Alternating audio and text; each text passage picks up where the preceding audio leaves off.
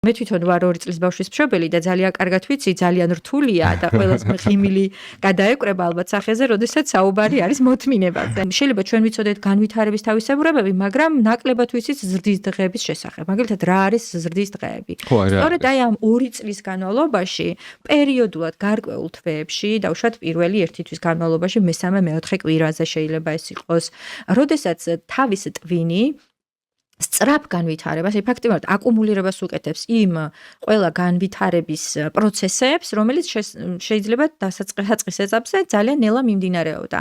და არის დღეები, მაგალითად, აი მშობლებს ალბათ მშობლები ალბათ მიხვდებიან, რასაც ვამბობ, არის დღეები, როდესაც ბავშვი რადიკალურად იცვლება.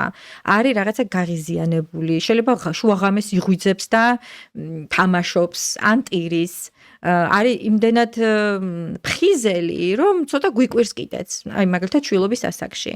ან მერე დავუშვათ შეიძლება 5-6 თვის ასაკში გამეორდეს ეს ზრდის დღეები, ან 9 თვის ასაკში, ან 12 თვის ასაკში, როდესაც ისევ და ისევ თავის ტვინი ფაქტიურად განიხილავს რა განვითარების თავისებურებებს მიაღწია მან და კარგად ამყარებს ამას. ანუ იმას გამყარებას უკეთებს და იმ კონკრეტულ დღეებში 3-4 დღის განმავლობაში, როდესაც ეს გრძელდება, იმ კონკრეტულ დღეებში ეს აქტიურად არის გამოვლენილი. და ეს აქტიური გამოვლენა შეიძლება ხშირად აისახებოდეს ქცევის სირთულეებშიც.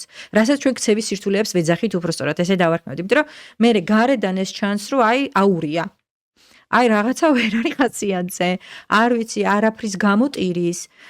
სინამდვილეში ეს არის აი ჭარბი განვითარების პერიოდი, რაც ძალიან ბუნებრივია და რაც ძალიან კარგია და ამ პერიოდში კიდევ უფრო მნიშვნელოვანი არის, რომ ვიყოთ ყურადღებიანები, მუმთმენები.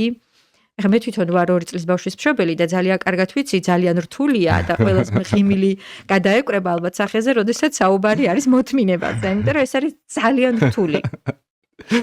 მიუხედავად კი, ძალიან რთულია და აუცილებელია უბრალოდ ცოდნა მეტად გვეხმარება, რომ რაღაცისადმი მზაობა მეტად გქონდეს. ცოდნა იმისი, რომ ბავშვის არქიტექტორი არის თავად ის, ჩვენ ვართ მისი მხარდამჭერები და ხანდახან არის დღეები, რომელიც არის ძალიან რთული, მაგრამ ეს პატარა პერიოდით არის და ეს დღეები აუცილებლად გადაივლის, როგორც აი რაღაცა დიდი შტორმი.